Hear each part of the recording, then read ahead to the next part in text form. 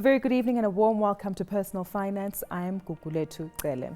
Well, a suit of armour valued at R1 million will go under the hammer at Stephan Welz Co in Sandton next month, highlighting a growing interest in alternative investments among South Africans. I'm now joined in studio by Jack Rosewitz, who's the Auctioneering and Collectibles expert at Stephan Welz Co, to tell us more about how we can find value in unique gems and use them as investment options. So good to have you with us this evening, So nice sir. to meet you, Gugulethu. Fantastic. Let's talk about the overall theme of alternative investments firstly. What's driving the attractiveness to this particular asset class? I think there's an inclination to get away from the vagaries of paper money. Money is here today, maybe gone tomorrow, or has 10% less value over a year. And collectibles tend to go up in value, and they tend to counteract the devaluation of currency. That's in my opinion. But those are collectibles that you need to highlight and identify very carefully, right? Yes, I think you've got to be very careful what you try to collect. You know, you either collect thimbles, or you collect paintings, or you collect cars, or you collect other types of memorabilia. But I think research and knowledge is very important.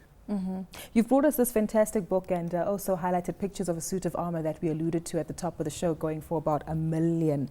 Maybe if we take a look at this particular investment and actually try to understand, firstly, how do you value such a particular object, and how did it actually come to your attention and that of your team? It's actually quite interesting because a friend of mine phoned me up and said he had this suit of armour, which was copied on the original one of Richard III in England, and it's made of high tensile steel, and he actually used it for jousting, and he used it for jousting as well as sword fighting, and it's actually quite a unique piece, as it's, I understand, the only one in South Africa. And the high tensile steel is very, very protective of the body, and you could actually, in those days, you could take the impact of a sword or a jousting rod straight on without any damage to the body. So this is really genuine stuff. This is a genuine piece, completely genuine piece, yes. How difficult then does this make your job when it comes to evaluating these particular pieces? Because Well, not many South Africans have a suit of armour in their basement, I presume. No, I don't think there are many suits of armour. There are many copies, and it's difficult to value, but there's research. We employ specialists both here in South Africa, and we lean on specialists overseas to help us with our research. And then we come up with what we estimate a true value, which you see in the catalogue. Exactly. Yes. Given the fact that naturally a lot of research, as you say, needs to go into this, for individuals who collect particular pieces for investments, do they need to keep them in a particular protective format, or do we often find that individuals sit on gems that they're not even aware of? Yes, well, I mean, the suit of armour, for example, should not be kept in a wet basement, Yeah. otherwise it'll get rusty, even although it's supposed to be waxed. Painting is the same thing. If you're collecting art, which we do quite a lot of business with, it's one of our key parts of the business, you won't want to keep an artist's painting in a wet basement. It should actually be in a dry, humid, controlled area. An office is fine, not in the sun. So yes, controls are like that. The same with a motor car. If you have a motor car, collectible car, you don't want to have a dead battery or oil leaking all over the floor. Yeah. So yes, you have to collect and keep these articles in almost pristine condition wherever possible. On those particular articles, especially those that we are aware of precious value, what about the certificates of origin or important documentation that supports its proof? Very important that you have a provenance. In a motor car, obviously you've got registration or history, or some other form of tracking back the history of the car. Maybe it was a racing car, maybe it belonged to a high-profile politician.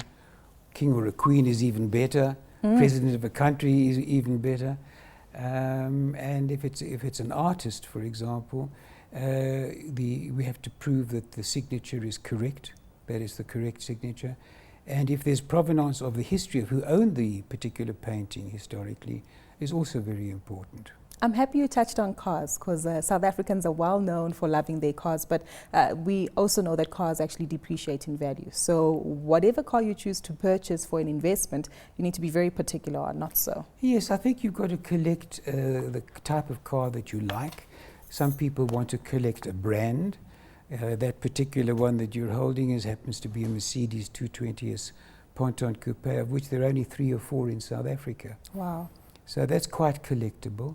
There are other brands of cars that are collectible, Porsches, Ferraris, many, many brands. And recently, a Ferrari was sold for close on 40 million rand overseas. We didn't sell it. Goodness, but that's a significant rate of return. Do we find that these collectibles, like you say, postage stamps to corkscrews to vehicles and even paintings, is there a differing rate of return on each of these investments? Oh, the rate of return is very different, depending on the scarcity. You know, if you have a unique piece, like the Ferrari I just mentioned, there was only one of that. It was a Nart Spider. That's worth 40 million rands. We sold a Mercedes, a 1937 540K a few years back, for 7 million. That is now in a museum in South Africa and is worth over 20 million in only a few years. So that appreciation was very good. Sure. Stephan, help us and even myself here to potentially find a gem that we have in our garages, in our basements, or wherever else at home. What are the key nuances to identifying an object which might be valuable to you? Preferably something old, collectible, in good condition if possible. It could be a chair, an antique chair, it could be an antique cupboard. Maybe Granny left you some old jewelry. You know, an old brooch, diamond ring, all those type of things are collectible. Obviously, the biggest problem is then to get the true valuation of the article. Yeah. That's the key thing. And I understand as well, you mentioned certain items need to be old, but I understand that even VHS tapes now might hold some kind of value, despite the fact that you and I both have thrown ours away. I threw mine away. So maybe a lost opportunity there. But what about, fine, you get the valuation, this particular product goes on auction.